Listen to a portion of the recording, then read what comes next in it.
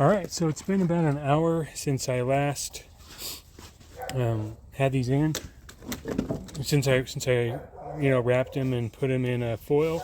So now I'm just out here, really just going to do a quick check on them. I like to check them about an hour just to feel them, to get a feel for how they are and how they feel, so that as they get closer to done, I can really recognize how they're coming along as they're getting done. Because really, we're going off of feel to know if these are done or not. So really just pick them up. Still feels really stiff, not a lot of flex in it. I like to kind of just push here in the middle and just see if there's any softness at all. And then do the same thing with these back ones. Again, stiff, a little bit more pliable, a little more pliable than the other ones, but still pretty stiff. So put them back in the cooker, and then what I'll do is I'll come back in a half hour, and at that point we'll be sorry, and it's actually been about an hour and a half since I wrapped them. So what I'll do is I'll come back in about 30 minutes, check them again, see how they feel, and then at that point I check them every 15 minutes. So after an hour and a half of wrapping, come out, check them, just get a feel for how they are. Sometimes they'll even be done, they'll feel done, but usually they're not. But just get a feel to gauge how they're feeling, how they're coming along. Then come back out, half an hour later, so 2 hours after wrap, start feeling them again. And at that point, every 15 minutes, you feel them, check them, pick them up, see how they're bending, and then just feel that center, in between the two center bones. Just try to squish that meat a little bit, see how it feels, see how tender it is. And we're just kind of gauging and feeling for the right firmness, right tenderness. There's just such a small window with ribs where you've only got, where you've just got this 15-minute window that they're actually done. Beyond that, you're either going to be undercooked or you're going to overcook them.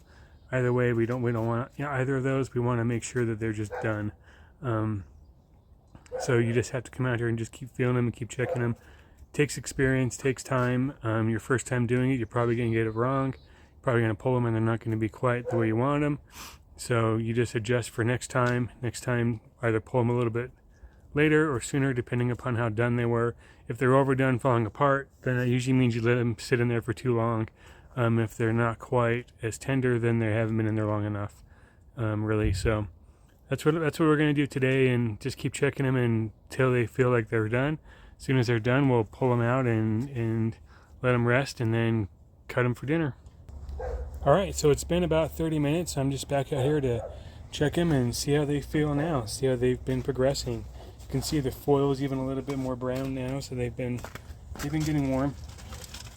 So yeah, so I can feel already that it's a lot more soft, a lot more tender. I don't want to bend too hard, but kind of push here in the middle and see how they feel.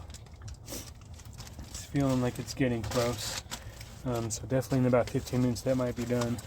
So this one actually feels done. So I'm actually going to pull this one now. Get that one pulled and get it resting, but you can see it's just totally bending, just like what we want it to do. Don't want it to get too overdone, but I think we hit that one in the right spot. Then I'll come back in about 15 minutes and check this other one and see when it's done. All right, so it's actually been about 40 minutes now since I last recorded to show the ribs. I came out and checked them a few times. They just weren't quite done still, but I'm going to go ahead and check them now, just kind of see where they're at. I'm thinking they're going to be done. Last time they were really, really close, so I'm going to go ahead and just check them and feel them. And oh yeah, these are totally done, and you can see now how they're just kind of bending a little bit. They're not able to hold themselves fully on their own weight. Feel in the middle, you can definitely feel the tenderness of them. So these ones are done. I'll go ahead and pull these and let them rest now as well. One thing I wanted to point out, this is why I do not I don't just go off of temperature of meat. I don't go off of time either. I go off of how they actually feel. Pull them when they're done. Pull them when they're actually ready. Make sure that they are totally done before I'm pulling them. You can't just go off of time. Because meat comes from animals, and because every animal is different, every piece of meat is going to be different also. So they're all going to cook differently. They're all going to finish at different times. They're not all going to be the same. If we would have done like a traditional 3-2-1 or 3-2 or 3-3, whatever method where you're just going off of time, one of our racks of ribs would have been done, the other one wouldn't have been done, or one rack would have been way overcooked, the other one would have been probably okay. So always go off of feel, always go off of how the actual condition of the meat at the time that you're pulling it off. Don't just go off of time. Don't just go off of temperature with ribs. Of course, you can't really temp them. It's not really something you can do with, there's just no room to temp them, but feel. Go off of feel. Pick them up with your hands, feel them. Like I said, it takes a few times. It can be a little bit nerve-wracking your first time trying to guess and try to figure it out. The earlier in the cook you start doing it, the better you can really get a feel for how they're progressing. Alright, so the ribs are done resting, and now it's time to unwrap them and check them and slice them and start eating. So go ahead and unwrap this first one here.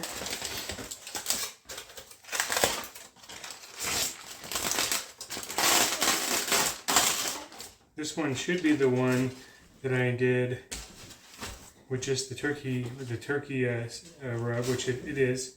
That's exactly what this one is. So again, these are spare ribs. These are full-size spare ribs, meaning that they're all the way across, but also these aren't St. Louis style. St. Louis style spare ribs, what they do is this cartilage that's right here, they go ahead and they cut that off, and then so that all you have is just the actual rib part.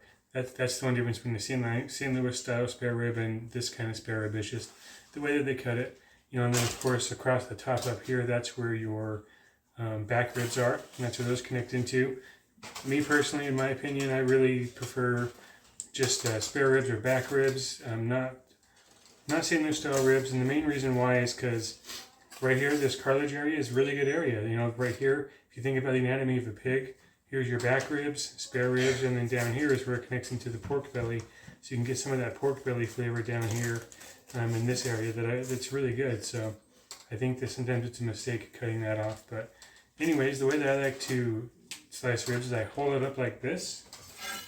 This way I can see the back and see where the actual ribs are.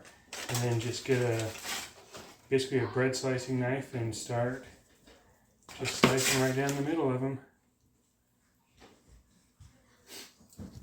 So you go through them all, and